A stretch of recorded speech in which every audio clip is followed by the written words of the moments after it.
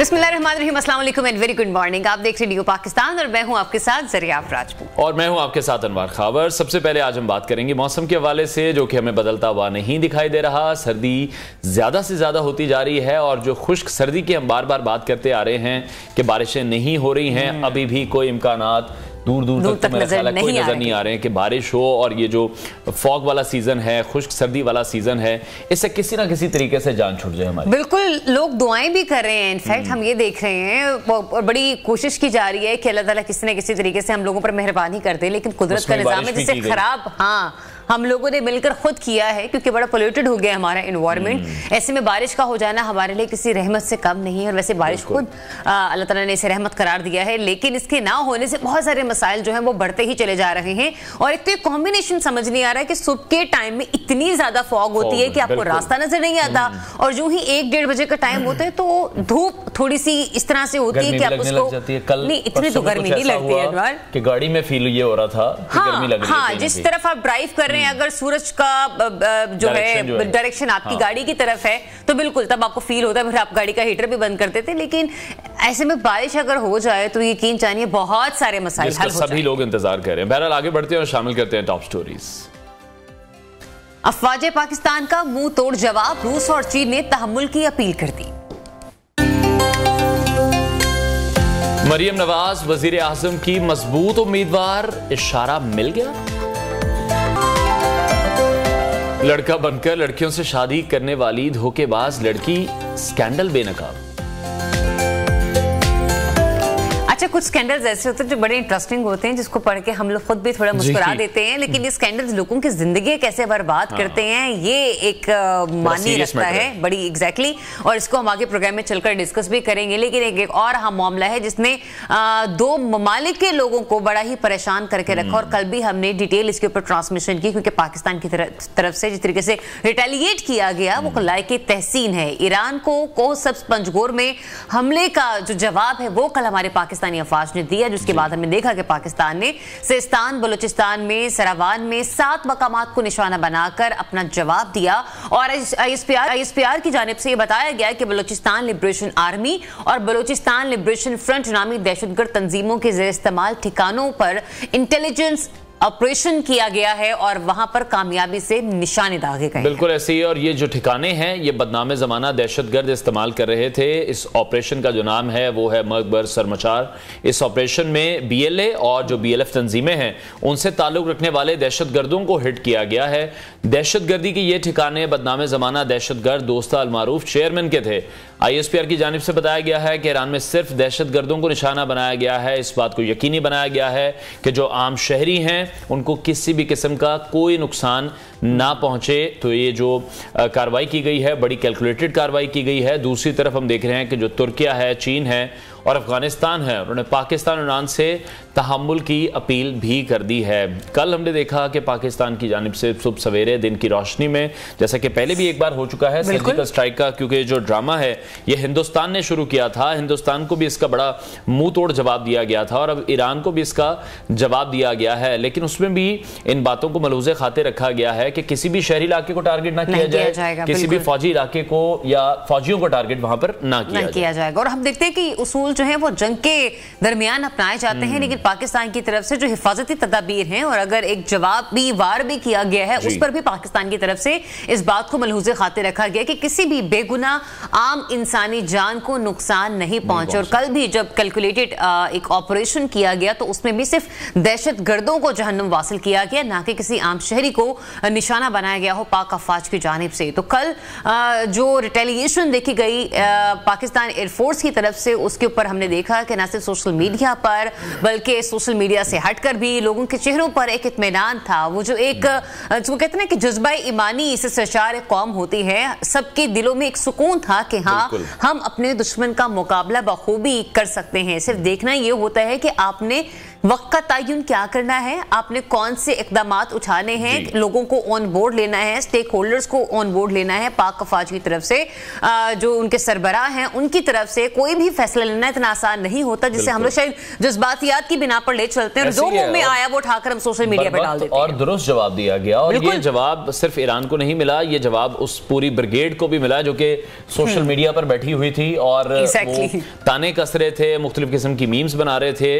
और across the border जो social media accounts हैं उनके साथ मिलकर पाक फौज को ट्रोल करने की कोशिश कर रहे थे। हालांकि 2022 में मेरा ख्याल है वो वाकया नहीं भूलना चाहिए हिंदुस्तान को भी और उन तमाम लोगों को भी कि जब पाकिस्तान ने हिंदुस्तान के 3 जहाज गिराए थे, जब पाकिस्तानी सरजमीन पर जो खिलाफ वर्जी की गई थी, जो दरअंदाजी की गई थी हिंदुस्तान की तरफ से और कुछ दरख्त गिराकर वो अपने आप को हीरो बनाना चाह रहे थे। और आजकल हम देख रहे हैं कि बॉलीवुड में उन्हीं तमाम चीजों पर अब वो मूवीज बना रहे हैं और अपने वो जो नाम नेहाद हीरो हैं अभिनंदन, उनको प्रमोट करते दिखाई दे रहे हैं जो कि पकड़े गए थे, जो लोगों से मार खा रहे थे और पाक फौज ने उन्हें उन लोगों से बचाया था। वो भी चाय पिलाकर भेजा था, इतनी मेहमान नवाजी की थी हमारी पाक फौज ने, लेकिन इसके बावजूद वो हैं कि इस किस्म की मूवीज बनाते हैं और लोगों की जो तवज्जो है वो हासिल करने की कोशिश करते हैं। लेकिन कल भी जब हम लोग बड़ी मुसलसल एक मुफस्सिल गुफ्तगू कर रहे थे अनवार, उस वक्त भी आपने एक बात की थी कि जब इंडिया में आम इंतखाबात का वक्त करीब आता है तो मोदी सरकार की तरफ से स्ट्रेटजीज जो है कहीं ना कहीं होता है, उसकी कड़ी है वो यहाँ से भी मिलती है कि इस हालिया हमले से पहले भी जो भारतीय वजीर खारजा जयशंकर वो तेहरान के दौरे पर थे और ये बारहा कहा जाता रहा है कि हिंदुस्तान की तरफ से अफगानिस्तान का एक रूट तो इस्तेमाल किया जाता है पाकिस्तान को डिस्टेबलाइज करने के लिए, वहां पर जो दहशतगर्द मौजूद हैं उनकी जो फंडिंग की जा रही है, उनकी जो मदद की जा रही है उसमें बराह रास्त मुलव्वस हैं। लेकिन अब देखना यह है कि इस तमाम तर मामले के बाद किस तरह से आगे अब ईरान का क्या रिस्पॉन्स आता है, इसी हवाले से मजीद बात करेंगे। हमें ज्वाइन किया है कर्नल रिटायर्ड आबिद लतीफ साहब ने। सर बहुत शुक्रिया आपके वक्त के लिए। सबसे पहले तो पाकिस्तानी फौज ने दुरुस्त जवाब दिया, बरवक्त जवाब दिया, आप इस रिस्पॉन्स को किस तरह से देख रहे हैं? जी बहुत शुक्रिया अपने प्रोग्राम में लेने के लिए। जी देखें, ये आई थिंक ये जो रिस्पांस था ये एक तो टाइमली था, मैयट था, प्रिसिशन गाइडेड था और जो था उन टेररिस्ट के ऊपर था ये अटैक जो कि पाकिस्तान में डिस्टर्बेंस पैदा कर रहे हैं। इसमें कोई सिविलियन कैजुअल्टी नहीं हुई, इसमें किसी और चीज को ऐसे नुकसान नहीं पहुंचा। तो आई थिंक ये बहुत जरूरी था और जरूरी इसलिए भी हो गया था जब ईरान की तरफ से एक एग्रेशन हुई in terms of missile fire जी। तो पाकिस्तान को ज़ाहिर रिस्पॉन्ड करना था क्योंकि पाकिस्तान हमेशा से सोवरेनिटी का अपना भी और दूसरों का भी ख्याल करता है। पाकिस्तान ने ओवर अ डिकेड ये ईरान के साथ इशू चल रहा है जिसमें पाकिस्तान ने कई दफा ईरान को डोजियर्स भी दिए, वो डिटेल्स भी दी कि जहाँ से ये सारी एक्टिविटी होती है और जो बलोच इंसर्जेंसी फैलाने की कोशिश की जा रही है। लेकिन डेफिनेटली कभी वहां से कोई ऐसा रिस्पांस नहीं आया और जो इट वाज अ सरप्राइज जो ईरान ने ये किया। लेकिन आई थिंक जो पाकिस्तान ने किया it was not a surprise for anybody, क्योंकि पाकिस्तान की ये पॉलिसी है कि वो अपनी जो टेरिटोरियल इंटेग्रिटी है या जो सोवरेनिटी है उस पर देयर इज नो कॉम्प्रोमाइज। तो आई थिंक ये बहुत टाइमली था, बहुत मैयट था और बहुत जरूरी था। अभी सब लेकिन ऐसे पे तेहरान की तरफ से खामोशी, इस चीज के हवाले से बात ना करना और चुप साधे रहना, आपको क्या लगता है ये दुश्मन की कोई दूसरी चाल भी हो सकती है या फिर ईरान वाकई पाकिस्तान के से मिलने वाले जवाब के बाद इस वक्त खामोशी से बैठ गया है और ये कोशिश करता हुआ अब नजर आएगा कि शायद वो मामला को बेहतरी की तरफ लेके जाए बजाय इसके कि वो उसे मजीद बिगाड़े खित्ते में? जी विद ड्यू अपॉलजी, एक तो ईरान हमारा दुश्मन नहीं है, Iran is a brotherly country और नेबर है। टोटली अग्री, लेकिन जिस तरीके से कल की हरकत हुई उसके बाद ब्रदर इन कंट्री की तरफ से इस किस्म का रिस्पांस वो डेफिनेटली क्वेश्चन मार्क था। जी क्वेश्चन मार्क था और उस क्वेश्चन मार्क का जवाब हमने दे दिया। लेकिन बात यह है कि देखने की बात है कि ऐसा वहां से क्यों किया गया। देखिए आप उनकी मिलिट्री स्ट्रक्चर को अगर आप समझें तो उनकी रेगुलर आर्मी है और उसके साथ उनकी इस्लामिक रेवोल्यूशनरी गार्ड कोर है। अब जो इस्लामिक रेवोल्यूशनरी गार्ड कोर है वो एक्चुअली स्टेट के भी कंट्रोल में नहीं है, वो उनकी जो थियोक्रेटिक जो उनका सेटअप है वो उसके अंदर आती है। उसके बहुत सारे टास्क हैं, उसमें उनकी आर्मी भी है, एयरफोर्स भी है, उसकी अपनी एयरफोर्स है, अपनी आर्मी है, अपनी नेवी है, अपनी एरोस्पेस फोर्स है, कुछ सेगमेंट है और एक और सेगमेंट भी है जो वहाँ पे सोशल पुलिसिंग करता है। तो उसको इंटरनेशनली यूएसए ने, सऊदी अरब ने इस फोर्स को, जिसकी मैं बात कर रहा हूँ, रेवोल्यूशनरी आर्मी को, इसको इंटरनेशनली टेररिस्ट ऑर्गेनाइजेशन भी डिक्लेयर किया हुआ है। इस कॉन्टेस्ट में आप देखें, और ये बहुत पावरफुल होगी over a period of time, और क्योंकि वहां पे कंटेस्टेशन भी चल रही है, political contestation between the liberals, between the जो वहाँ की यंग जनरेशन है जो पढ़ी लिखी है, वहाँ की जो पॉलिटिकल पार्टीज हैं, और जो वहाँ की थियोक्रेटिक जो सेटअप है, इसके दरमियान में एक फ्रिक्शन है। तो आई थिंक ये जो मैनिफेस्टेशन थी, ये जो मिसाइल्स फायर किए गए, ये वो अब क्योंकि वो एक एक्वायर्ड पावर आ गई है, उसके पास एक मिलिट्री माइट क्रिएट हो गया वहाँ पे over a period of time, तो शायद वो उन्होंने कुछ मिसकैलकुलेशंस की, और सीरिया ने और इराक ने तो बर्दाश्त कर लिया, लेकिन पाकिस्तान इज नॉट सीरिया और इराक। इस कॉन्टेक्स्ट में अब देखने की बात यह है कि जो सेन एलिमेंट्स हैं, जो रैशनल एलिमेंट्स हैं ईरान में, वो यही कह रहे हैं कि ये जो कुछ हो गया, यहाँ से अब हमें सैनिटी के साथ और रैशनैलिटी के साथ आगे चलना चाहिए, इसको एस्केलेट नहीं करना चाहिए। कहना साहब, ये सर्जिकल स्ट्राइक का जो ड्रामा है, हमने देखा कि भारत ने शुरू किया था, उस टाइम भी बड़ा एक जबरदस्त जवाब दिया गया, मैयर जवाब दिया गया और बरवक्त जवाब दिया गया था पाकिस्तानी फोर्सेस की जानिब से। हालिया हमले से पहले भी फिर हम देख रहे हैं, जब भी पाकिस्तान में इस तरह से कोई भी वाकया होता है, कोई दहशतगर्दी का वाकया भी होता है, ताने बाने हमेशा हिंदुस्तान से मिले हैं, रॉ से मिले हैं, RSS से मिले हैं। अभी भी आप क्या देख रहे हैं, इस हमले से पहले भी तेहरान में जो भारतीय वजीर खारजा थे जयशंकर, वो मौजूद थे। कहीं ना कहीं आपको लगता है कि कड़ियां कहीं ना कहीं से मिलेंगी? और क्योंकि पहले भी हम देखते रहे हैं, कुलभूषण की भी अगर बात कर लें, वो भी ईरानी पासपोर्ट पर पाकिस्तान में पहुंचा था। बिल्कुल, जैसे आप और आपकी एंकर भी अभी आप पहले बात कर रहे थे, और बिल्कुल ठीक आप कह रहे थे कि ये इंडियन इन्फ्लुएंस जो है वो इसमें काफी हद तक इन्वॉल्व नजर आता है। देखिए, इंडिया जो अपनी जो स्ट्रेटेजिक पॉलिसीज है, वो डेफिनेटली अपनी जो एपिक है, जिसमें महाभारत है, रामायण है, और वो भारत 5000 साल पहले जो किंग भारत और 12 किंग्स की जो कहानी है, उसको सामने रख के बनाते हैं। और इसके अलावा जो चाणक्य की फिलॉसफी है, उसको फॉलो करता है। तो चाणक्य की फिलॉसफी यही कहती है कि आपका जो दुश्मन मुल्क है, उसके जो हमसाए हैं, उनको उस मुल्क का दुश्मन बना दें किसी भी तरीके से। तो वो उसकी कोशिश कर रहा है, बड़े अरसे से कर रहा है। चाबहार पोर्ट के अंदर हमने देखा कि वो सारा अब कंट्रोल उसने काउंटर करने के लिए गवादर को वहां पे ले लिया, उसको मैनेज कर रहा है, उसको अफगानिस्तान और सेंट्रल एशिया के साथ लिंक कर रहा है। बहुत अरसे से ईरान के साथ उसके बहुत अच्छे ताल्लुकात हैं, और उन ताल्लुकात में वो सिक्योरिटी नेचर के ताल्लुकात हैं, जिसमें वो ईरान को इन अ वे डिक्टेट करने की कोशिश करता है कि उसकी रीजनल पॉलिसी क्या होनी चाहिए और उसकी पाकिस्तान के ऊपर क्या पॉलिसी होनी चाहिए। तो वो एक नेटवर्क जो है वो वहां से डेफिनेटली उनके ताने बाने मिलते हैं। और वो अब जो मैं पहले बात कर रहा था कि ये ऐसा क्यों है कि ईरान की जो गवर्नमेंट है, ईरान की जो फॉरेन ऑफिस है, वो पाकिस्तान के साथ मतलब जैसे एक नॉर्मल कंट्री बात करती है, जैसे एक फ्रेंडली कंट्री बात करती है, वो रिलेशंस हैं। लेकिन फिर ये वाली चीजें जो है, ये कौन जो है वो उसको कर रहा है? तो आई थिंक वो जो हम बात कर रहे थे पहले, रेवोल्यूशनरी फोर्स का जो वो सेगमेंट है, जो कुछ फोर्स का सेगमेंट है, जो कि उनकी intelligence, foreign non state actors जितने हैं पूरी दुनिया में, इसको खुद मॉनिटर करते हैं। तो वो खुद, और उनकी अपनी पॉलिसी है। तो इस लिहाज से देखा जाए तो एक डिफिकल्ट सिचुएशन है, जिसमें इटसेल्फ ईरान के अंदर बहुत सारे स्ट्रक्चर्स हैं जो लेयर्स में हैं, और वो इस तरह से ऑपरेट करते हैं। लेकिन पाकिस्तान ने हमेशा रिस्ट्रेन शो किया है। बिल्कुल ऐसे ही है। और कर्नल साहब, यहाँ पर एक बहुत बड़ा लम्हा फिक्र हमारे लिए ये भी है कि डिफिकल्ट सिचुएशन बॉर्डर के उस तरफ ही नहीं, विद इन द पाकिस्तान भी है। महारंग बलोच जो कि एक धरने की क़यादत करते हुए हमें नजर आ रही हैं मिसिंग पर्सन्स के हवाले से। कल जो उन्होंने स्टेटमेंट पास की, उन्होंने कहा कि ईरान में जो लोग मरे हैं उनके लवाहिकीन यहाँ धरने में मौजूद हैं। मतलब ये कि उनके मुंह से सच निकल चुका है कि जिनको वो मिसिंग कह रही हैं, वो ईरान में दहशतगर्द कैंप चला रहे हैं। इससे पता ये भी चल जाता है कि मिसिंग के हवाले से जो ड्रामा रचाया जा रहा है, वो भी कहीं ना कहीं पाकिस्तान को नुकसान पहुंचा सकता है और पहुंचा रहा है। ये बिल्कुल ठीक कह रही हैं आप। देखें, ये कंप्रिहेंसिव पॉलिसी है, जिसमें इंडिया जो है वो अफगानिस्तान को भी उसने पाकिस्तान के खिलाफ, अफगानी अवाम को पाकिस्तान के खिलाफ करने की पूरी कोशिश की। क्योंकि वहां पे जब नेटो फोर्सेस थी, अमेरिकन थे, तो वहां पे जो लोगों के साथ ट्रेनिंग और जो डेवलपमेंट के काम थे और अफगान आर्मी की ट्रेनिंग थी, वो सब उनके पास थी। इसी तरह ईरान, अफगानिस्तान और ये बलोच एलिमेंट जो हैं, सब जानते हैं। अब जो पिछले दिनों बहुत सारे बलोच जो टेररिस्ट थे जिन्होंने सरेंडर किया, उन्होंने टीवी पे आके, मीडिया के सामने आके ये स्टेटमेंट दी कि उनको पैसे कहाँ से आते थे, वेपन कहाँ से मिलता था, उनका सोर्स क्या था। और गुरबचन यादव भी अपनी डोजियर में ये कह चुका है, उसकी स्टेटमेंट्स हैं, और भी बहुत सारे लोग।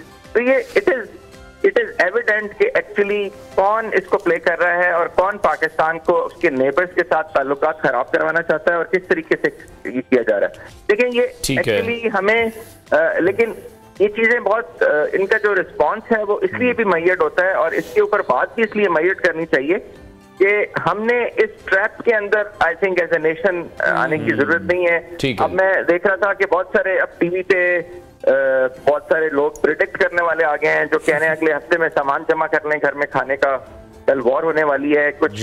तो आई थिंक ये देखिए कि हमें तो गैब का इल्म तो अल्लाह ताला के पास है, हमें प्लान करने का हुक्म है, प्रिडिक्ट करने का हुक्म नहीं है। तो इसलिए हमें एक अच्छी आई थिंक एक पॉजिटिव नोट के साथ दोबारा से। लेकिन करना साहब, इस पूरे सिनेरियो में आप किस तरह से देख रहे हैं इस वक्त जो मशरिक वस्ता की सूरत हाल है? अगर हम इसराइल की बात करें, गजा की बात करें, उसके बाद हम देख रहे हैं कि अमेरिका जो इत्तेहादी ममालिक हैं वो फिर साथ साथ यमन पर हमले कर रहे हैं। ऐसे हालात में ईरान ने 3 हमसाया ममालिक पर हमले, उन्होंने भी अटैक कर दिया, तो कुछ समझ नहीं आ रही कि कोशिश क्यों की गई? देखिए, वो एक्चुअली जो इंटरनेशनल जो पॉलिटिक्स है वो बहुत एक इस वक्त कॉम्प्लिकेटेड फेज में है। देखें, जो मिडिल ईस्ट है वो डेफिनेटली अगर खुदा ना खास्ता ये चीज एस्केलेट होती है तो पूरे का पूरा मिडिल ईस्ट और जो गल्फ रीजन है वो डिस्टेबलाइज हो जाएगा। मैं कल भी किसी चैनल पे हम बात कर रहे थे तो मैंने वहां पे कहा कि मुझे लगता ये है कि ये खुदा ना खास्ता ऐसा ना हो कि ये सेकेंड वर्ल्ड वॉर में जैसे यूरोप पूरे का पूरा one country after the other, वो जो डोमिनो थ्योरी है उसके तहत इन्वॉल्व हो गया था, तो ऐसा हो जाएगा। इसलिए इसको आई थिंक कंट्रोल करने की और डिफरेंट प्लेयर्स को, और इसमें सबसे जो इफेक्टिव प्लेयर है इस वक्त जो अपना रोल अदा कर सकता है वो चाइनीज गवर्नमेंट है, और चाइनीज गवर्नमेंट इसमें कर रही है क्योंकि ईरान के साथ, पाकिस्तान के साथ, जो ईरान, पाकिस्तान और चाइना का जो ट्रायंगल है वो बहुत इफेक्टिव है। वो ऑलरेडी ट्रेड भी है इसमें, और चाइनीज गवर्नमेंट जो है वो ईरान को सपोर्ट करती है। ईरान की बहुत सारी जो बायलैटरल और मल्टीलैटरल और जो ट्रेड एग्रीमेंट्स हैं, कॉमर्स है और मिलिट्री रिलेशंस हैं वो चाइना के साथ भी हैं। तो China is already playing its role, और चाइना की ये कोशिश है कि ये रीजन जो है ये डिस्टेबलाइज ना हो, क्योंकि अगर ये डिस्टेबलाइज हो गया तो जाहिर है ये चाइनीज बैकयार्ड भी है। तो इसलिए आई थिंक ये जरूरी है कि डिप्लोमेटिक एफर्ट्स की जाए और वो फौरन की और वो जारी रहें। ठीक है, बहुत शुक्रिया। Defence analyst retired Abid Latif साहब हमारे साथ इन कॉन्वर्सेशन थे। ब्रेक लेते हैं, ब्रेक के बाद आपको दोबारा ज्वाइन करें। Stay tuned.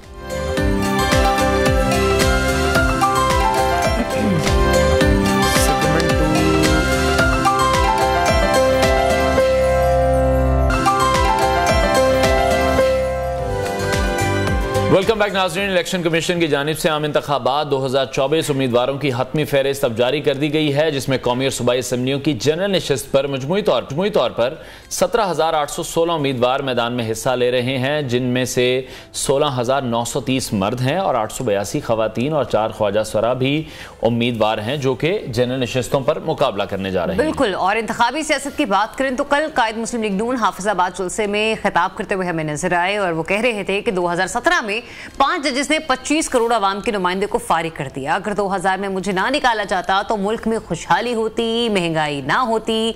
लेकिन इंतखाबी जुलसा-ए-आम से खिताब करते हुए मरीम नवाजी कह रही हैं कि नवाज शरीफ ने वाज़ेह तौर पर कहा है कि हम 28 मई वाले हैं, 9 मई वाले नहीं। ये दोनों कोई मामूली वाकयात नहीं है, इनके पीछे पूरी एक दास्तान है। ऐसे ही और शहबाज शरीफ ने भी साफियों से गुफ्तगू की है, और वो ये कह रहे हैं कि पंजाब के अगले वजीर आला का फैसला भी नवाज शरीफ ही करेंगे। साबिक वजीर आजम शहबाज शरीफ ने यह भी दावा किया कि नून लीग हुकूमत में आई तो फिर बेरोजगारी, महंगाई और जो बिजली की कीमतें हैं वो हंगामी बुनियादों पर कम की जाएंगी। किस तरह की जाएंगी, क्या रोड मैप दिया जाएगा, ये तो जब मेरा ख्याल है जब हुकूमत में आएंगे फिर हमें पता चलेगा, क्योंकि जब पीडीएम की हुकूमत में भी आए थे तो यही बातें करके आए थे, लेकिन एक महंगाई का तूफान पीडीएम की हुकूमत लेकर आई थी जिसका खुमियाजा आज भी अवाम भुगत रहे हैं। साबिक सदर आसिफ अली जरदारी ने भी लाहौर में इंतखाबी दफ्तर का दौरा किया, साथ ये भी कहा कि बिलावल को NA 170 127 से जितवाकर वो वजीर आजम बनवाएंगे। इसी तमाम सूरत हाल पर हम बात करेंगे। मुस्लिम लीग नून के सीनियर रहनुमा कैसर अहमद ने ज्वाइन किया है।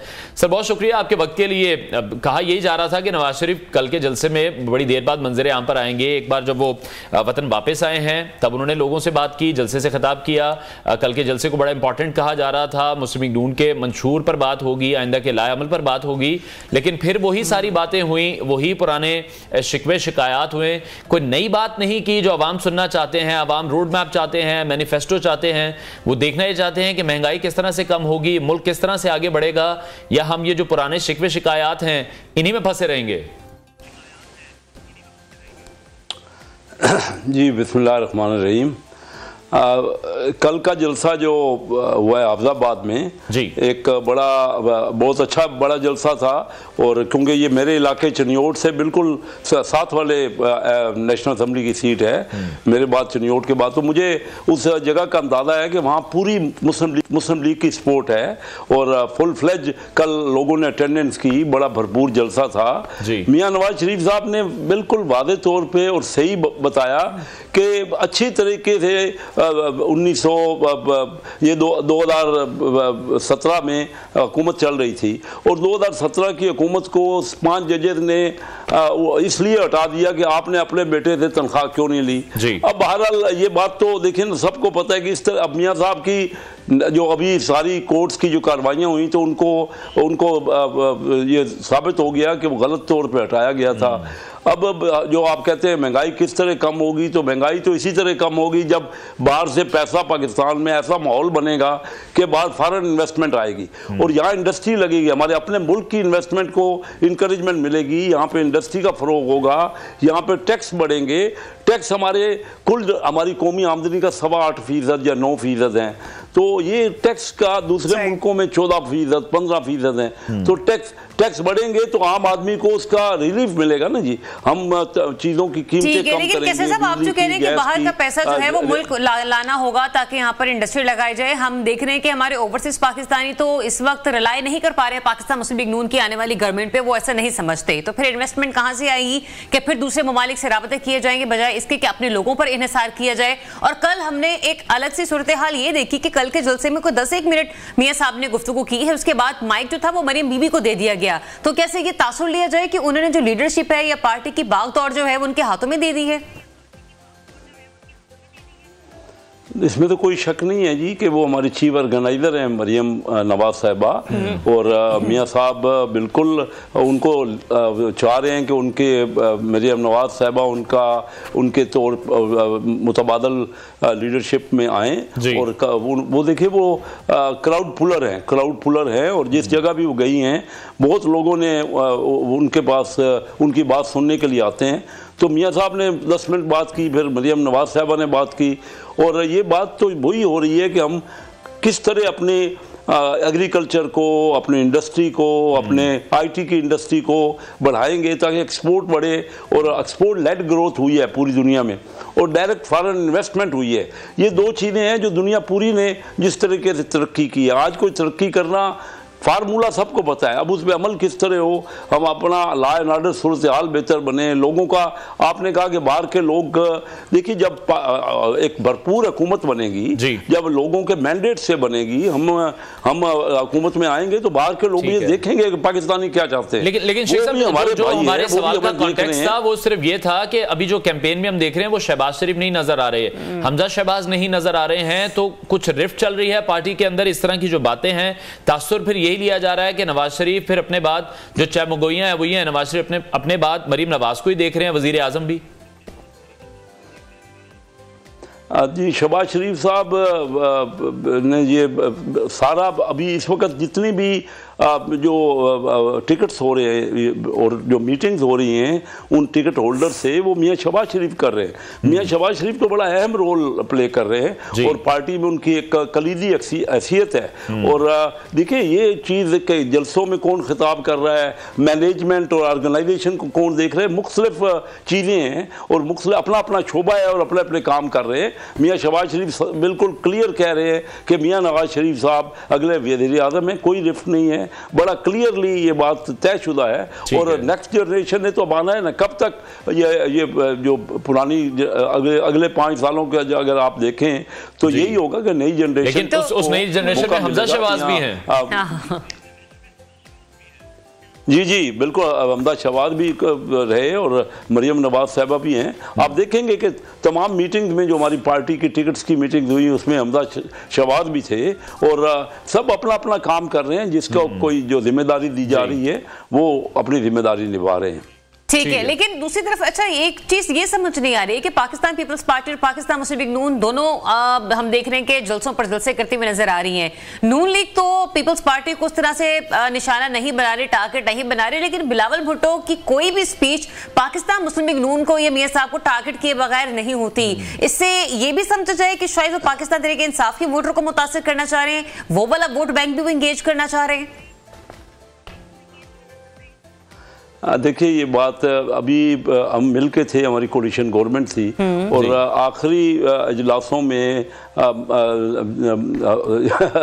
खुद बिलावल भुट्टो जरदारी साहब ने कहा कि मियां शहबाज शरीफ की जो वज़ारत उज़्मा है वो पीपल पार्टी से ज़्यादा करीब रहे हैं निस्बत अपनी पार्टी के। उन्होंने हमारे साथ बहुत अच्छे तरीके से उन्होंने किया है जो हम उनकी कैबिनेट में रहे हैं। ये उनके अपना खिताब है पार्लियामेंट में। अब जब वो इलेक्शन का हो रहा है, इलेक्शन के बाद भी आप देखेंगे कि हम दोनों पार्टियों को एक दूसरे के साथ मिलना पड़ेगा, कुछ ना कुछ अलायंस होगा, क्योंकि एक सिंगल पार्टी का बिल्कुल एब्सोल्युटली मेजॉरिटी ले लेना को आसान नहीं है।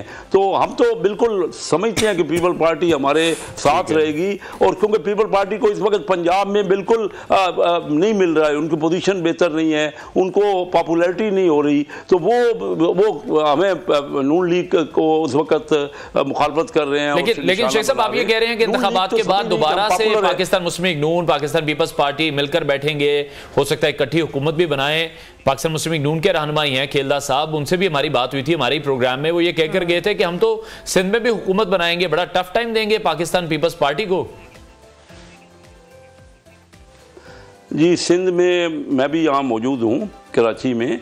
यहाँ पे पाकिस्तान मुस्लिम लीग को अभी और काफ़ी मेहनत करने की ज़रूरत है। मियाँ नवाज शरीफ साहब यहाँ आएंगे, वो जलसा कर रहे हैं अगले हफ्ते शायद, तो वो इंशाल्लाह हम भरपूर वहाँ पे उनको वहाँ पे जलसा भी बहुत कामयाब होगा। लेकिन अभी सिंध में पाकिस्तान मुस्लिम लीग को काफ़ी काम करना है। मैं आपको ये बता रहा हूँ, मैं खुद यहाँ मौजूद हूँ। मतलब आप ये एग्री कर रहे हैं कि पाकिस्तान मुस्लिम लीग नून के लिए बहुत मुश्किल है अभी सिंध में हुकूमत बनाना, कोई इतना आसान टास्क नहीं है जिस तरह से आपके बाकी वज़रा कहते दिखाई दे रहे हैं कि इस बार सिंध का किला भी फतह करेंगे।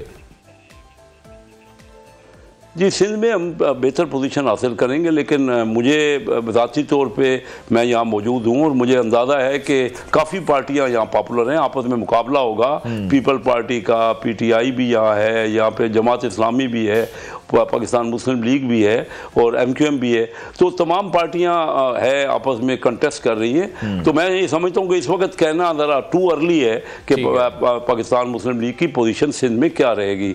लेकिन हम पीपल पार्टी की मुखालफत देखिए आप जलसों में नहीं कर रहे, हम समझते हैं कि मिलजुल के, हम तो PTI की भी मुखालफत नहीं करते, हम तो कहते हैं कि मैनिफेस्टो पे बात होनी चाहिए। हम ये कहते हैं कि मंशूर की बात, अभी देखिए पाकिस्तान में 9.5 करोड़ लोग गुर्बत की लकीर के नीचे हैं, बिलो पॉवर्टी हैं। ये हमें सब पार्टियों को ये अपने मंशूर में बताना चाहिए कितने लोगों को वो गुर्बत से निकालेंगे। अब चाइना ने देखते ही देखते 60 करोड़ लोगों को जो गरीब थे उनको हटा दिया गुर्बत से, गुर्बत की लकीर। तो हम क्यों हमारे मैनिफेस्टो और मंशूर तो ये होना चाहिए कि बेरोजगारी किस तरह खत्म होगी, महंगाई किस तरह खत्म होगी, लोगों को एजुकेशन किस तरह मिलेगी। हमें नजर नहीं आ रहा, यही तो एक लम्हा फिक्रिया है। अब तो आप भी जैसे कह रहे थे कि लग नहीं रहा कि कोई भी पार्टी जो है वो 2 तिहाई की अक्सरियत से पार्लियामेंट में जा सकती है। अब तो बल्ला भी नहीं रहा, मुखालिफिन भी आपके सबसे बड़े जो हैं वो भी इलेक्शन से एक साइड पर हो गए हैं, तो फिर किस ना तो पार्टी मंशूर आ रहा है ना ही कोई स्ट्रेटेजी मंजर यहाँ पर आ रही है।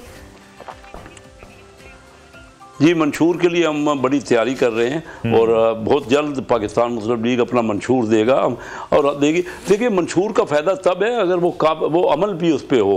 रोटी कपड़ा और मकान एक पॉपुलर मंशूर था, हुआ क्या, उसका रिजल्ट क्या निकला? 9.5 करोड़ लोग 24 करोड़ में से गुर्बत की लकीर के नीचे हैं। या 38% है हमारे मुल्क का।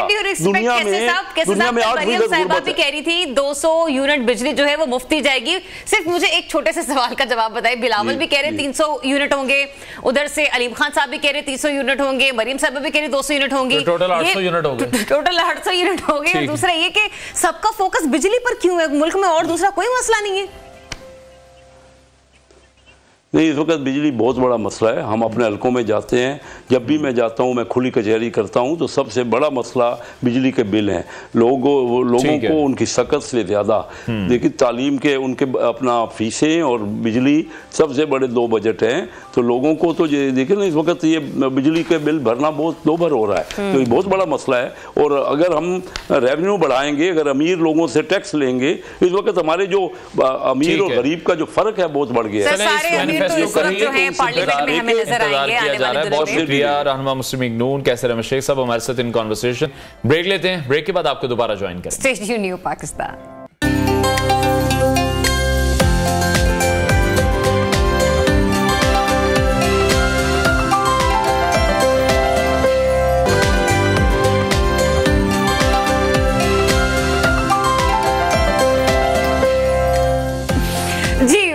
वंस अगेन जनाब, और ब्रेक के बाद एक इंटरेस्टिंग सी न्यूज़ है वो आपके साथ शेयर कर लेते हैं। खैर मेरे लिए बहुत ज़्यादा, मैं तो इस चीज़ का इंतजार कर रही हूँ क्योंकि पिछले 4-5 दिन से मेरा चार्जर गुम हो गया है और वो मेरे फोन का चार्जर गुम हो गया है और मैं मुसलसल 3 रोज से अनवार से उधार ले रही हूँ। तो मेरे ख्याल से ये जो खबर है ना वो मुझसे ज्यादा बाइस से मुसरत होगी अनवार के लिए। बिल्कुल ऐसे ही है क्योंकि जब से हम देख रहे हैं स्मार्टफोन्स आए हैं तो जो फोन की चार्जिंग है वो एक बहुत ही इंपॉर्टेंट मसला, बल्कि मेरा ख्याल है सबसे बड़ा मसला बना हुआ है। हम कहीं भी ट्रैवल करते हैं, घर में होते हैं, ऑफिस जाते हैं, तो हर जगह हम चार्जर ढूंढ रहे होते हैं या चार्जिंग पोर्ट ढूंढते दिखाई देते हैं। गाड़ी में भी मतलब प्रॉपर एक बंदोबस्त किया होता है, जो बैटरी पैक्स हैं उनको भी साथ साथ लेके घूम रहे होते हैं। तो अभी उम्मीद अब ये नजर आ रही है कि साइंसदानों ने इसका एक हल निकाल लिया है। टेक्नोलॉजी कंपनी है स्वीपरी के नाम से, जिन्होंने एक ऐसी टेक्नोलॉजी बनाई है जिसको इस्तेमाल करते हुए मोबाइल फोन को सिर्फ और सिर्फ 7 सेकंड के अंदर मुकम्मल तौर पर चार्ज किया जा सकता है। ये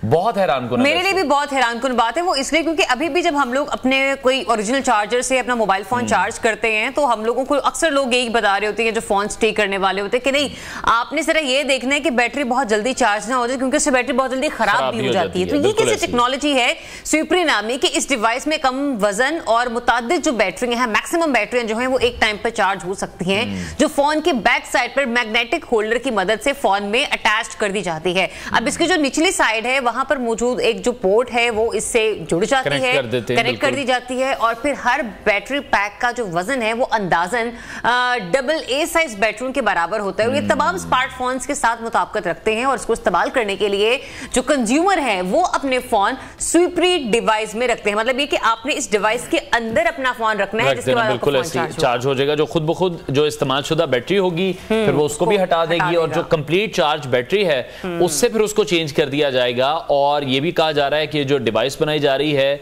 ये एट अ टाइम 5 बैटरियां अपने अंदर रख सकती है, जिसके हवाले से जो मैन्युफैक्चरर्स हैं वो भी ये बता रहे हैं कि ये एक पूरी फैमिली के लिए इस्तेमाल के लिए एक मिसालिश है। और हम देख रहे हैं जिस तरह से स्मार्टफोन्स का इस्तेमाल बढ़ता जा रहा है, हर घर में जो गैजेट्स हैं बच्चों के लिए अलग हैं, बड़ों के लिए अलग हैं।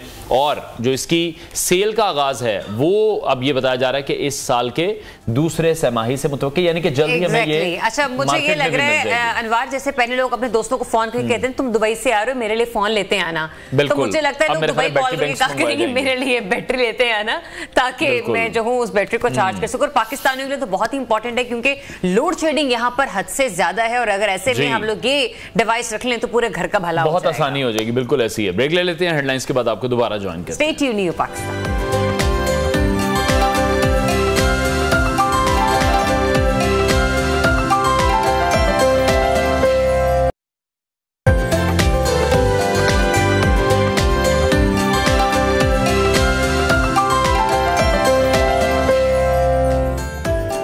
वेलकम बैक नाज़रीन। आए रोज़ हम आपके साथ कुछ इस तरह की रिपोर्ट्स और पैकेजेस शेयर करते रहते हैं कि पाकिस्तान में भी कितना टैलेंट मौजूद है और जो पाकिस्तानी स्टूडेंट्स हैं वो किस तरह से काम करते हमें दिखाई दे रहे हैं। क्योंकि जब भी हम पाकिस्तान की इकॉनमी को देखते हैं तो यही कहा जाता है कि इस वक्त पाकिस्तानियों को जॉब सीकर की ज़रूरत नहीं है, जॉब क्रिएटर की ज़रूरत है। और इसी तरह से बहुत से ऐसे स्टूडेंट्स हैं जो कि फिर अपने ही कुछ ऐसे प्रोजेक्ट स्टार्ट करते हैं जिनको मेरा ख्याल है देखकर हमें भी हैरत होती है, आप लोगों को भी हैरत होती है। और इसी तरह से मिलता जुलता एक कारनामा एनसीए की एक स्टूडेंट ने भी सर अंजाम दिया है और वहां पर उन्होंने बड़ी ही एक इनोवेटिव सी बोट तैयार की है और कहा जा रहा है कि उस बोट को बनाने पर 70 लाख रुपए की जो इन्वेस्टमेंट है वो हुई है।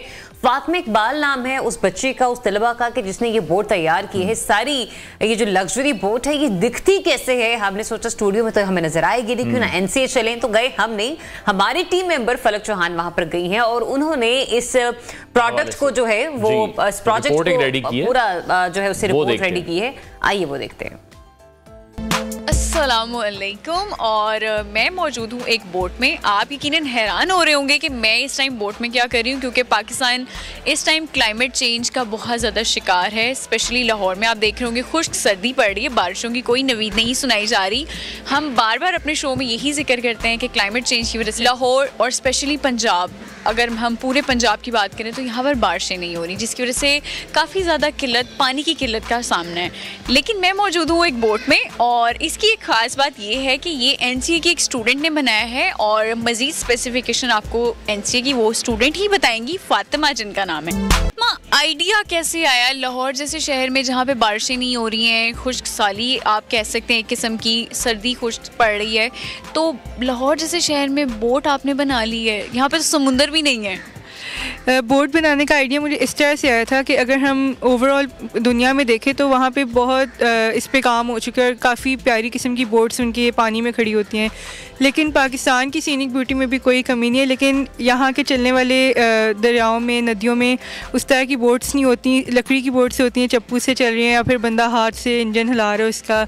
तो मुझे एक मौका मिला था अपने प्रोजेक्ट के लिए, तो मैंने बोट डिज़ाइनिंग का टॉपिक सिलेक्ट किया था कि हमारे भी पानी में उतनी ही खूबसूरत बोट्स देखने को मिले जिस तरह से दुनिया में आपको नज़र आती हैं। फातिमा, मैंने कुछ तफसील अपने इंट्रो में बताई थी, ज़्यादा तो नहीं मैं बता सकी क्योंकि टेक्निकलिटीज़ आपको ही पता होंगी। मुझे थोड़ा सा बताएं कि मैं उस रेस्ट रूम पे भी विज़िट करके आई हूँ, इसके अलावा मैंने ये स्टीयरिंग भी देखी है, यहाँ से आप इंजन कंट्रोल कर सकते हैं, तो बहुत खूबसूरत है। लेकिन टेक्निकलिटीज़ थोड़ी सी बताएं कि कैसे प्रैक्टिकली हम इसको किस तरह से देख सकते हैं। अगर मैं आपको बोट के फ़ीचर्स के बारे में बताऊँ तो अगर इसके हल की बात करें तो इट्स ए डबल हल बोट। एक आउटर हल है, उसके अंदर पीयू फोम की बॉयंसी सेल्स लगे हुए हैं और एक इनर हल है। उसका मेन एडवांटेज ये होता है कि अगर कहीं से एक्सीडेंट हो जाए, ब्रेकेज हो जाए, सुराख हो जाए, तो उस केस में बोट डूबेगी नहीं क्योंकि अंदर इंसुलेशन हुई हुई है और एक और हल है उसके अंदर। उसके अलावा this is the first cabin boat in Pakistan. इसके अंदर एक हाउसिंग कैबिन है, उसका इस सूरत में आप यूज़ करो कि अगर मौसम ख़राब हो रहा है, आपने अंदर शेल्टर करना है या फिर वैसे ही रेस्ट करनी है तो यू कैन गो इनसाइड। अच्छा, मुझे थोड़ा सा ये भी बताएं कि ये स्टीयरिंग किस काम आता है, आप किस हद तक इससे कंट्रोल कर सकते हैं इंजन। थोड़ा आप इधर आके हमें बताएं कि हम इंजन किस तरह से इसको कंट्रोल कर सकते हैं यहाँ से। ये बोट का कंट्रोल पैनल है, ये इसका पावर स्टीयरिंग लगा हुआ है। पावर स्टीयरिंग का मतलब ये होता है कि आपको बहुत एनर्जी नहीं लगानी पड़ी, बस आप एक हाथ से भी बोट को मैनूवर कर सकते हैं। ये इसका गियर सिस्टम है, यहाँ पे स्पीडोमीटर है, इसका फ्यूल टैंक वगैरह आ रहा है। इधर से बाकी कंट्रोल्स चलते हैं जिससे आप पंप्स वगैरह ऑन कर सकते हैं, लाइटिंग वगैरह इसकी चलती है। जिस तरह गाड़ी के अंदर डैशबोर्ड होता है उसी तरह इसकी पैसेंजर सीट पे स्टोरेज बॉक्स है और आप इसको एज ए डस्टबिन भी यूज़ कर सकते हैं। अगर हम थोड़ा सा पीछे आएँ तो ये इधर टेबल टॉप है, इसको रिमूव करेंगे तो नीचे सिंक की फैसिलिटी है। That's really nice. और इसके जो नीचे वाला पार्ट है वो पेंट्री और अंदर माइक्रोवेव वगैरह की प्रोविज़न है। इस बोट का मेरा मेन मकसद था रिक्रिएशन पर्पसेस के लिए, तो फिर इसके अंदर फ़िशिंग और पैरासेलिंग की मैंने प्रोविज़न रखी है। फ़िशिंग के लिए नीचे एक लाइव वेल है, उसका मतलब ये है कि इसके अंदर पानी होता है जो पंप होता रहता है थोड़े थोड़े टाइम बाद। उससे ये होता है कि आप जो मछली वगैरह पकड़ रहे हो वो जब तक आप वापस जाओ तो वो ताज़ा रहे पानी में और आप ताज़ा मछली पानी से निकालें। अच्छा, मुझे ये बताएं फातिमा, कितना बजट आया आपका? इस बोट में कॉस्ट लगी थी 60 लाख विदाउट इंजन और उसकी मेन वजह ये भी थी कि this is the first variant इस बोट का, तो सारे मोड्स वगैरह फ्रॉम स्टार्ट बने थे, इसके पैटर्न्स बने थे, एक एक चीज़ अवेलेबल करना, जैसे इसका इंजन हमने इंपोर्ट किया था, विंड स्क्रीन बनवाई थी। इसकी विंड स्क्रीन की एक और ख़ास बात यह है कि ये सेंटर से खुलती है। अच्छा फातिमा, मल्टीपल फीचर्स मैंने देखे, जैसे आपकी विंड स्क्रीन में भी एक पार्ट जो है वो खुलता है, फिर आपकी स्टीयरिंग है, आपने कैबिन भी बनाया है। तो यहाँ पे मैं एक और चीज़ इंटरेस्टिंग सी देख रही थी, वो ये कि यहाँ पे सुराख हुए हैं, इसका क्या पर्पज़ है? यहाँ पे रूफ़ की अटैचमेंट है, रूफ़ के ऊपर सोलर पैनल्स की प्रोविज़न थी और उससे ये था कि बैटरीज वगैरह चार्ज होती हैं और बैटरी से बोट की सारी एक्सिलरीज चलती हैं, जैसे कि लाइटिंग हो गई, उसकी माइक्रोवेव चलता है और उसका साउंड सिस्टम वगैरह उससे रन होता था। इतनी छोटी छोटी सी चीज़ें जैसे कि माइक्रोवेव हो गया, सिंक हो गया, फिशिंग हो गई, सोलर पैनल्स हो गई, इन सब चीज़ों का फातिमा ने बहुत ज़्यादा ख्याल रखा है और हम उम्मीद करते हैं कि जल्द मार्केट में लॉन्च करेंगे। इसके अलावा पाकिस्तान का नाम भी रोशन करेंगे। सबसे पहले हमें यही सोचना है कि हम पाकिस्तान का नाम कैसे रोशन कर सकते हैं। फलक चौहान की रिपोर्ट आपने मुलाहिजा की है और मेरा ख्याल है बड़ा ही ज़बरदस्त काम किया गया है और जिस तरह से मेहनत की गई है, एक एक पार्ट को बनाया गया है और बड़े ही शानदार तरीके से उस बोर्ड को डिजाइन किया गया है। ट्रू। और अच्छा, इसकी अच्छी सबसे बात मुझे ये लगी कि इस किस्म की जो टेक्निकलिटीज हैं, इस किस्म के जो प्रोजेक्ट्स हैं ना, वो अक्सर लड़कों का इंटरेस्ट इन चीजों में बहुत ज्यादा दिखते हैं। तो माशाल्लाह एक लड़की ने जिस तरीके से इस बोर्ड को तैयार किया, इनिशिएटिव लिया, वो बहुत ज्यादा अप्रिशिएट उसे करना चाहिए। और कुछ एक दो चीजें थी जो कि मैं और अनवर ब्रेक में डिस्कस कर रहे थे, सोचा कि आपके साथ शेयर करें, लेकिन बार बार हमारे प्रोड्यूसर कह रहे हैं ब्रेक लेते हैं, आपको दोबारा ज्वाइन करते हैं। Stay tuned.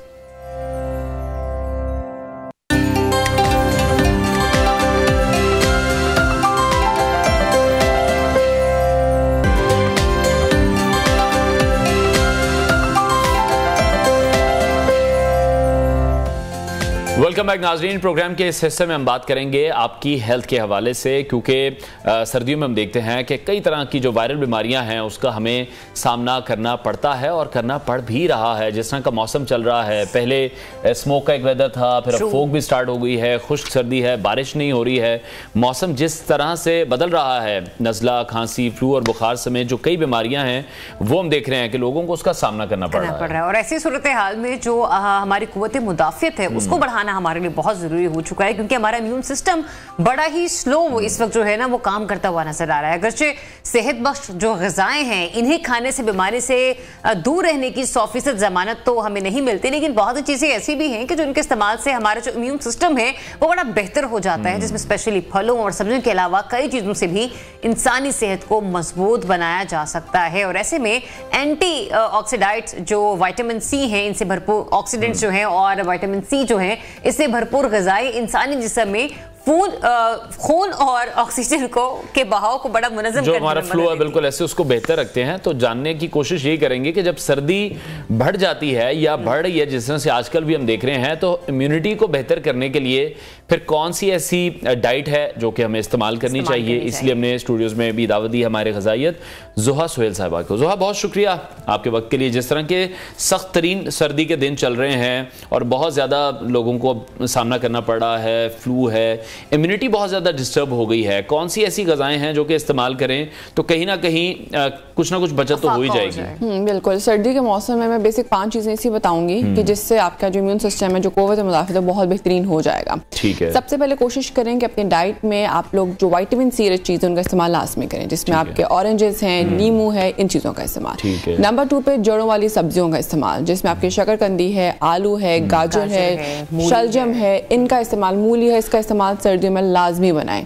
नंबर 3 पे जो डिफरेंट कहवा जात है उसका इस्तेमाल लाजमी बनाएं, जैसे अदरक की चाय का कहवा हो गया, शहद का कहवा हो गया, इसका इस्तेमाल लाजमी करें। 4th के ऊपर आप पंजीरी या हलवा जात का इस्तेमाल सर्दियों में लाजमी रखें। और 5th पे सूप्स का इस्तेमाल। इन 5 चीज़ों का इस्तेमाल अगर आप अपनी डाइट में विंटर सीजन में स्पेसिफिकली करते हैं तो आपकी जो इम्यूनिटी है वो बहुत बेहतरीन हो जाती है। अच्छा सुहा, पंजीरी के बारे में अक्सर खवातीन बड़ी कॉन्शियस होती हैं, वो ये कहते हैं कि शायद अगर हम पंजीरी खा लेंगे तो उससे हम लोग वेट बहुत ज्यादा गेन कर लेंगे। अगर तो ये तासुर गलत है तो इस पे बारे में हमें थोड़ा सा आगाह भी करें, कितनी खानी, किस क्वांटिटी में खानी है। बिल्कुल। पंजीरी के बारे में बहुत से लोग समझते हैं कि एक तो ये कंसेप्ट है कि सिर्फ प्रेगनेंसी के बाद ही खानी है। दूसरा कंसेप्ट ये कि अगर बहुत ज्यादा खाएंगे तो बहुत गर्म है, कोई नेगेटिव इम्पैक्ट ना आ जाए। सर्दी के मौसम में जो एक हेल्दी इंडिविजुअल है वो 2 चम्मच पंजीरी डेली खा सकता है। और मैं यूजुअली ब्रेकफास्ट के टाइम पे रिकमेंड करती हूँ कि आप नाश्ते के बाद पंजीरी लाजमी लें, क्योंकि नाश्ते के बाद ये होता है कि आपकी बॉडी को एक ताकत चाहिए होती है, और ऐसी ताकत चाहिए होती है जो पूरा दिन आपको एनर्जी दे और आपकी बॉडी को वार्म रखे। विंटर्स में बहुत से लोगों के हाथ पाँव बॉडी ठंडी रहती है, तो नाश्ते के टाइम पे बहुत ही पाँव ठंडे रहते हैं, इसलिए तो आपको ऐसा करना है कि आपको वो चीजें लें जो आपकी वेसल्स को खोलें। हाथ पाँव ठंडे तब होते हैं जब आपकी खून की शरीयानें बहुत टाइट हो जाती हैं आगे से और ब्लड सप्लाई प्रॉपर्ली नहीं होती। जब आप लोग पंजीरी खाते हैं या गर्म चीजों का इस्तेमाल करते हैं जिसका टेम्परेचर गर्म हो, वो चीजें आपकी शरीयानों को खोलती है और आपकी बॉडी के टेम्परेचर को गर्म करती हैं। तो पंजीरी अगर खानी है आपने तो आप नाश्ते के बाद 2 चम्मच इसके खा सकते हैं, वो पूरा दिन बर्न होती रहेगी और आपकी बॉडी को वार्म अप रखेगी। ठीक है। अच्छा, जिस तरह से भी आपने कहा ना कि पंजीरी का भी फिर एक कॉन्सेप्ट है कि सिर्फ प्रेगनेंसी के दौरान ही खानी चाहिए, तो मछली का भी फिर अब यही कॉन्सेप्ट बन गया है कि जब सर्दी आए तभी खाएं। ड्राई फ्रूट का भी यही कॉन्सेप्ट बन गया है कि जब सर्दी आए तभी खाएं, गर्मियों में नहीं खा सकते। बहुत से लोग ये समझते हैं कि चीजें गर्म होती हैं, गर्मियों में खाएंगे तो एक्नी हो जाएगी, ब्लड प्रेशर हाई हो जाएगा, कुछ बुखार हो सकता है, कुछ भी ऐसे मसाइल। कोई भी चीज गर्म ठंडी साइंस के अंदर नहीं है, ये बात हम बहुत दफा कोट करते हैं। आपने सिर्फ ये करना है कि अपने मिकदार को कंट्रोल करके खाना है। मछली को आप उन सीजन में ना खाएं जो उनका ब्रीडिंग सीजन होता है, अदरवाइज आप पूरे साल में उनको कंज्यूम कर सकते हैं, लेकिन अगेन क्वांटिटी कंट्रोल करके। मछली आप एक हथेली के साइज जितना पीस जो है वो आप डेली बेसिस के ऊपर भी ले सकते हैं, लेकिन हम लोग रिकमेंड करते हैं कि आप हफ्ते में 2 to 3 टाइम्स ले सकते हैं। और जहां मैं नट्स की बात करूं तो नट्स में ये है कि बहुत से पेशेंट्स हैं जो कि ये समझते हैं कि नट्स अगर हम ज्यादा खाएंगे तो हम अगेन मोटापे की तरफ नहीं जाएंगे, हम लोग जो है वो एनर्जी रहेगी और हमारा वजन कम होगा। बहुत से लोग ये भी समझते हैं कि हेल्दी नट्स है, इसमें हेल्दी फैट से हमारा वजन नहीं बढ़ेगा। अगर आप हेल्दी चीज का भी इस्तेमाल ज्यादा करेंगे तो आपका वजन क्या बढ़ेगा, आपकी बॉडी की प्रोफाइल भी खराब हो जाएगी। तो आपने हर चीज का इस्तेमाल एतदाल में करना है। कोई भी नट्स खाने तो आप 7 तक खाएं, 7 बादाम, 7 काजू, 7 इस तरह से। लेकिन अखरोट एक ऐसा नट है जिसको हम 7 रिकमेंड नहीं करते। अखरोट जो है वो आपने हाफ अखरोट डे लेना, इससे ज्यादा नहीं लेना। हाफ अखरोट। और अगर आप 2-3 दिन बाद नट्स खा रहे हैं तो 7 करके थोड़ा 21 कर लें। 2 दिन बाद भी वो इस तरह से नहीं ना होता, क्योंकि हमने यही रिकमेंड किया था कि पर डे की डोजेज है। अगर आप लोग डेली बेसिस पे खाना चाहें तो 7 से लेके आगे तक हम बढ़ाते हैं, लेकिन वो पेशेंट टू पेशेंट वेरी करता है, क्योंकि हर एक की प्रोफाइल अलग है। बहुत से ये भी लोग कहते हैं कि आप फिस्ट फुल खेलें, एक मुट्ठी भर के आप खा लें, लेकिन वो हर एक का ये साइज अलग है, हर कोई अपने उसको फिलअप करके खा लेगा। क्योंकि हमें तो कहा था कि आप फिस्ट फुल ले लें, तो वो भी रिकमेंडेड नहीं है। आप इसको 7 से स्टार्ट करें और उसके बाद अपने कंसल्टेंट के अकॉर्डिंग इसको बढ़ाएं। सही। अच्छा, दूसरा ये भी कि सर्दियों में हमने देखा है कि लोग एक्सरसाइज से भी खासा दूर भाग रहे होते हैं। जैसे फॉग है तो लोग जिम नहीं जाते हैं। मेरा तो ये मानना है कि जब सर्दी लगे तो जिम ज्यादा जाओ, नहाने से भाग रहे हैं। हाँ, एग्जैक्टली। तो ये इन चीजों ये भी डेफिनेटली आपको बड़ा स्लो करती हैं, लो मूड में ले आते हैं। जब तक आप अपनी बॉडी को हिलाएंगे नहीं, और जैसे अनवार भी कह रहे हैं, आप नहाएंगे नहीं, तो डेफिनेटली आप वायरसेस को वेलकम कर रहे हैं। का भी ख्याल रखें। बिल्कुल, एक्सरसाइज जो है वो आपके इम्यून सिस्टम को स्ट्रॉन्ग करती है। आप जितनी रनिंग करते हैं, जितनी वॉकिंग करते हैं, आपके लंग्स हेल्दी होते हैं, और लंग्स हमारी बॉडी में से टॉक्सिन्स को हवा के जरिए बाहर निकालते हैं। हम जब सांस लेते हैं, हमारी बॉडी जब एक्सेल करती है तो हमारे टॉक्सिन्स जो बॉडी में गैर जरूरी मादे होते हैं वो लंग्स के थ्रू, हवा के थ्रू बाहर निकलते हैं। सो अपने आप को वही बात है कि लाइफस्टाइल को हेल्दी रखना बहुत जरूरी है। कभी भी ये ना समझे कि सर्दी है, आज मैंने लेटे रहना है, आज मैंने उठना नहीं है। अपने आप को एक्टिव हेल्दी रखें ताकि आपकी बॉडी का इम्यून सिस्टम ठीक रहे। और सर्दियों में बहुत ज्यादा आजकल आपने देखा होगा जुकाम और जो बुखार उसके मसले बढ़ रहे हैं। वो मसले इस वजह से बढ़ रहे हैं कि लोग डिप्रेशन में बहुत जा रहे हैं, घर बैठ रहे हैं, और जब घर में ये वाले मसाइल आते हैं तो आप इसमें से फिर नहीं निकल पा रहे।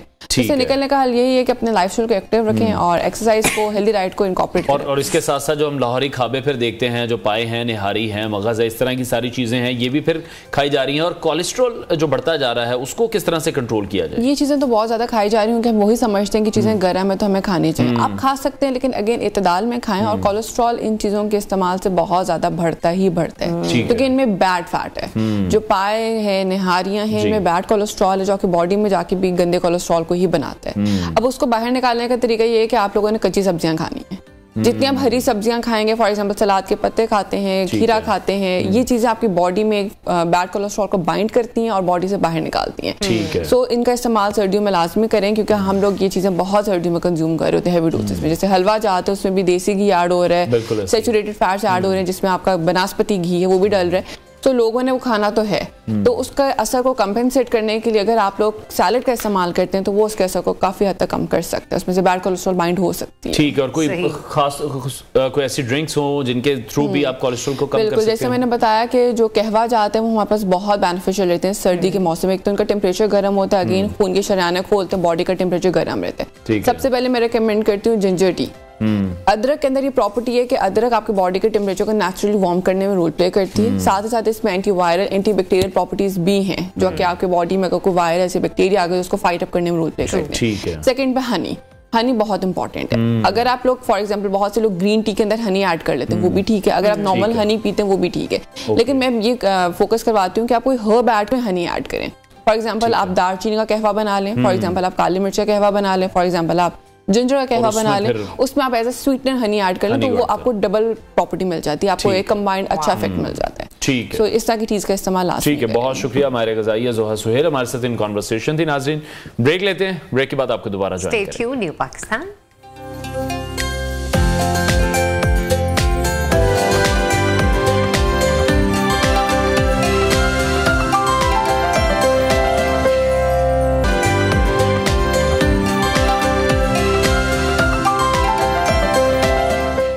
Welcome back once again. Break के बाद एक स्टोरी हम आपके साथ डिस्कस करने लगी और यकीन जानिए कि जब हम लोग इस बारे में बात कर रहे थे पीसीआर में भी, स्टूडियो में भी, तो हमें यकीन नहीं आ रहा था ऐसे कैसे पॉसिबल हो सकता है कि इंसानी आंख धोखा कैसे खा सकती है। लेकिन जब हमने एक तस्वीर अपनी आंखों के सामने देखी उस शख्स की, तो हम भी ये कंफ्यूज हो गए कि वाकई ये शख्स जो लड़का दिख रहा है ये लड़का ही है या फिर एक लड़की है। क्योंकि एक दौर था जब बनारस के ठग बड़े मशहूर हुआ करते थे लोगों को धोखा देने में, लेकिन धोखा देने का सिलसिला आज भी इंसानी तारीख से जुड़ा हुआ है। और हम ये देख रहे हैं कि अब मासूम जानों के साथ जिस तरीके से लोग सलूक कर रहे हैं, उनके जज्बात के साथ खेल रहे हैं, एक जिंदगी के साथ खेलना यूं कह लीजिए पूरी जिंदगी से, पूरे खानदान की जिंदगी के खेलने के साथ बराबर है। अभी चंद रोज पहले ही मीरपुर आजाद कश्मीर में फरेब और धोखाधड़ी की अजीब एक कहानी सामने आई है, जिसमें शादी के बहाने लड़कियों की बैरून मुल्क इंसानी स्मगलिंग में मुलव्वस गिरोह की मुलजिमा को आजाद कश्मीर के शहर मीरपुर से गिरफ्तार किया। बिल्कुल, और ये मुलजिमा पाकिस्तानी निजात फ्रांसीसी शहरी हैं जिनका ताल्लुक जेहलम से बताया गया है। और ये मुलजिमा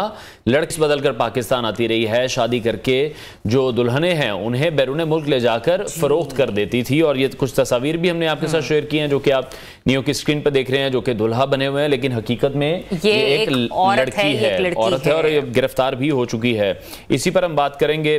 मुतासरा लड़की के जो वालिद हैं जफर साहब, उन्होंने हमें ज्वाइन किया है, उनसे बात करते हैं। बिल्कुल जफर साहब, बहुत शुक्रिया आपके वक्त है। ये मामला तो डेफिनेटली बहुत ही हैरानकुन है, लेकिन ये बताएगा जब ये सब कुछ हो गया तो आपका राब्ता इस खानदान से, इस फैमिली से हुआ कैसे? जब आप लोगों ने अपनी बच्ची का रिश्ता करना था, ये नौबत कैसे पहुंची?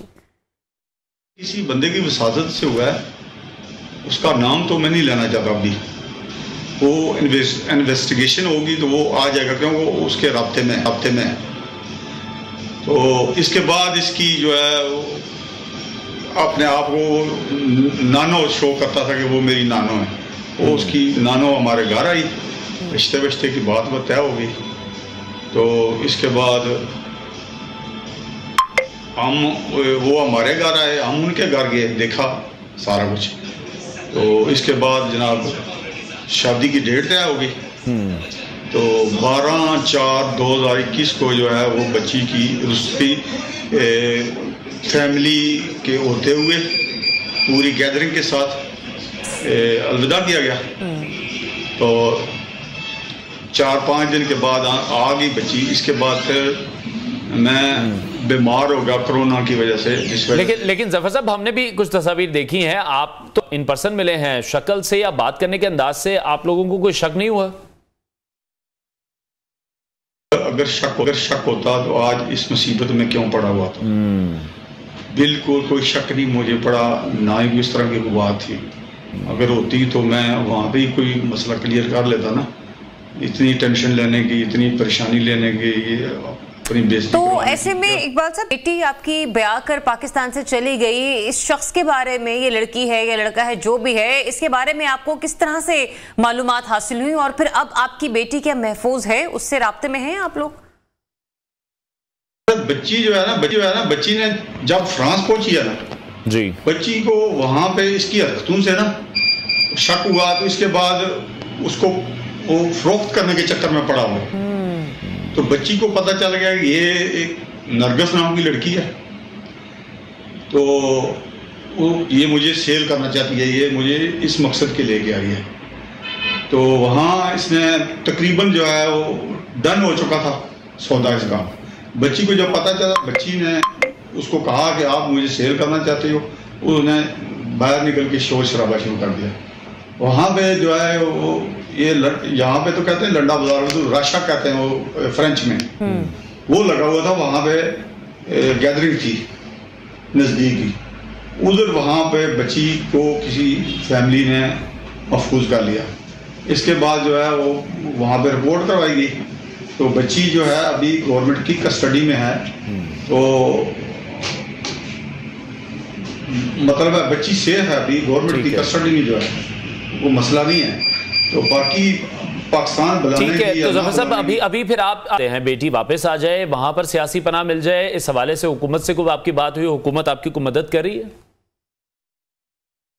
सर अभी तो उसने ली हुई है, बच्ची ने ली हुई है ना, अब तो उनकी गवर्नमेंट की मर्जी है जी, वो आया उसको सियासी स्टेट देते हैं नहीं देते। हम तो चाहते हैं कि अगर उसने इतना सफ़र तय किया या इतनी परेशानियां तय की हैं, वहीं रहे, यहाँ हम बरादरी वाले लोग हैं, तो बेहतर है वो। हम दुआ को हैं कि अल्लाह ताला जल्द से जल्द आपकी जो बेटी है वो आप तक पहुंचे, और यकीनी तौर पर ये किसी भी फैमिली के लिए बड़े ही तकलीफ दे लम्हात हैं, न सिर्फ एक खानदान की हद तक, पूरी बिरादरी के लिए, अहले मोहल्ला के लिए, क्योंकि जाहिर सी बात है एक बच्ची जब पैदा होती है उसी मोहल्ले में उसने रहना, घूमना फिरना, सहेलियाँ, आपकी नेबर्स होते हैं, एक मिलना मिलाना होता है, तो सभी तकलीफ में होते हैं, सभी दुआ होते हैं कि खुदारा वो बच्ची में। और ये जो सारा नेटवर्क है, क्योंकि पहले भी इस तरह के वाकयात हुए हैं, उस पूरे नेटवर्क को मंजर आना चाहिए, जो पहले भी जिन लड़कियों के साथ ये वाकया रुनमा हुआ है वो भी मंजर यहाँ पर आए, वो भी अपने घर वालों के साथ वापस आकर मिल जाएं, हम ये दुआ करते हैं। तो ब्रेक लेते हैं, ब्रेक के बाद वापस मिलते हैं। Stay tuned.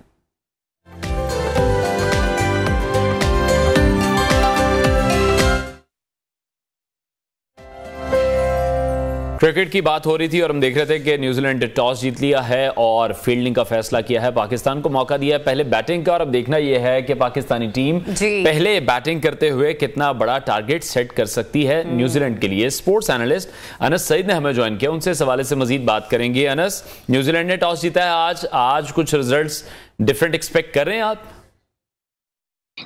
देखिए, न्यूजीलैंड ने टॉस जीता है और उन्होंने फील्डिंग की है और पाकिस्तान जो है वो बैटिंग करेगा। लेकिन पिछले मैचेस में हमने देखा है कि पाकिस्तान टीम जो है मुख्तलिफ करे, लेकिन अभी शाहीन ने खुद कहा है कि अगर हम टॉस जीतते तो हम भी जो है बैटिंग को ही प्रेफर देते।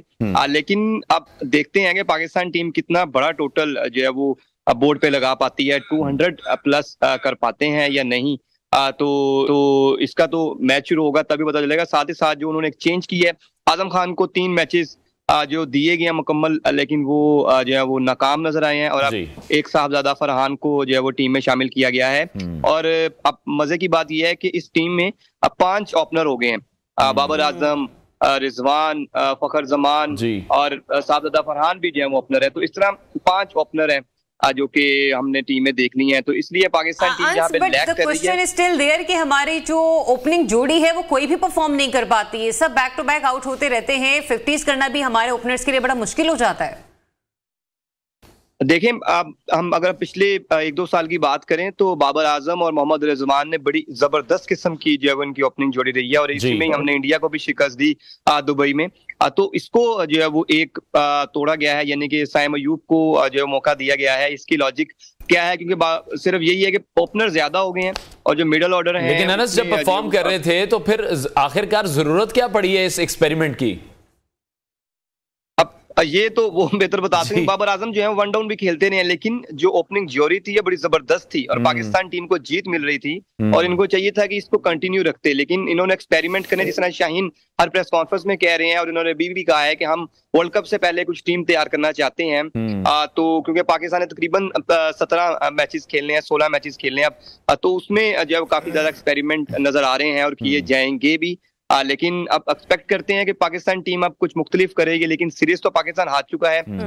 जो आखिर वाले 2 मैचेस हैं अगर यही जीत जाए तो गनीमत होगी, नहीं क्योंकि जो नजर आ रही है पाकिस्तान टीम की सीरीज हार गए, लेकिन इज्जत बचाना अपनी और कौम की बहुत जरूरी हो चुका है। ये बताइएगा एक्सपेक्टेड टारगेट क्या हो सकता है, ग्राउंड की सिचुएशन क्या है? क्योंकि जो पिछला ग्राउंड था वहां पर बाउंड्रीज जो थी वो बड़ी इजीली लग रही थी, वो अलबत्ता हमारी नहीं, मुखालिफ टीम की, लेकिन फिर भी एज तो मिलना चाहिए ना, हमें पता होना चाहिए कि हमें सामने वाली टीम को टैकल कैसे करना है। देखिए, अगर पाकिस्तान क्रिकेट टीम जो है वो कुछ अग्रेसिव क्रिकेट खेलेंगे, जो है वो अटैकिंग क्रिकेट खेलें, ताकि जो 200 प्लस 220 के अराउंड जो है वो टारगेट होना चाहिए, फिर ही जो है वो इनको डिफेंड करने में मुश्किल होगी न्यूजीलैंड को। अगर पाकिस्तान टीम ने वही रवायती 170, 80, 160 पे जो है वो फिनिश किया तो यकीनन न्यूजीलैंड के लिए बहुत ज्यादा इजी होगा पाकिस्तान टीम को जो है वो हराना। और पाकिस्तान को आज मुख्तलिफ करना होगा। अब जो हमने प्लेयर्स की बात करें तो बाबर आजम वाहिद प्लेयर हैं जो कि नजर आ रहा है कि टीम में है, बाकी कोई भी जो है वो बॉलिंग की बात करें, बैटिंग की बात करें तो कुछ भी मुख्तलिफ नजर नहीं आ रहा। बाबर आजम जिस तरह 3 50 कर चुके हैं और हो सकता है कि वो आज भी जो है 50 करें।